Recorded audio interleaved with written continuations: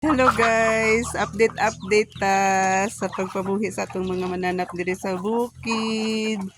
Oh, kay oras na sa ilang tingbahog. Oh, ang mga manok o uban nga pato diri gamay na lang ang mga manok. Ana lang. Murag dito na po sa pikas. Agoy, nagdasok ang mga pato. Nagulat nga maabri ang gate. Okay na. Sige na. Ara sila. Lo. Wala ra ba ka nagkuando, nagkarsunis. Siwas kining kuan ron. Manuka ra ba gid na sila. Hindagan na sila. Na. Di na ni mo makuan gahi kayo bugat. Tumban. Biya man tong kuan sa isda, abi basi mayabon. Wala ka nakadala? Niya na lang. Niya lang magkuha ra ko karon taod-taod. Madagan kay sila oh. Ay. Murag dili gini ingon nga mga 30 ra ni ba, sobra gini.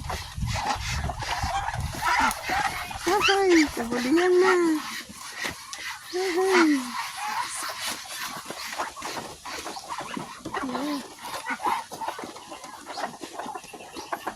Sila guys, daghan kaayo. Oh.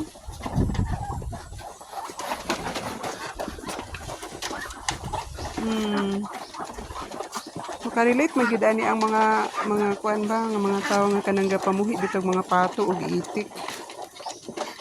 Makarelate sila ani pero makakuan sila sa difference between the itik and the pato.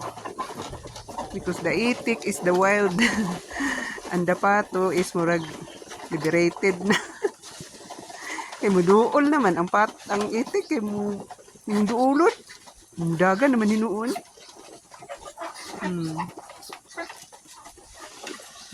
Grabe yung Pato Republic bay. Happy eating.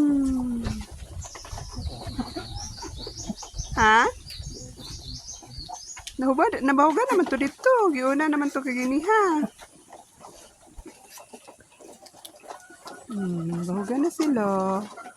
Wala pa mabahugi ang sa fish pan kaya nalimutan ang bahog.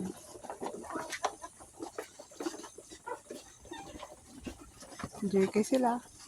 Pagkahuman nilag pangaon, dito din sila sa tubig. Yung nag-agas dito sa unahan. Dito ang overflow sa fish pond. Naman gani gihapon po yung tubig diri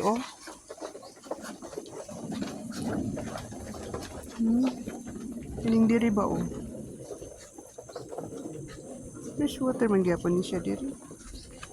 Lang hinay lang ang among kuan diya kay para dili lang kaayo siya ang kuan kay manglatak magud.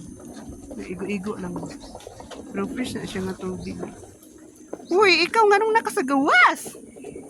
Ang dito ni sa kuan sa mga kanding. Para yung mga kauban dito sa unahan dito kahit man dito sa unahan ang kulungan sa mga kanding sila pod na sila dito basta kahuman sobra kapin din sila ba kung ato ning ihapon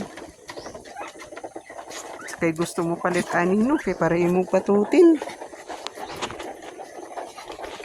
Okay, thank you for watching. Thank you for watching.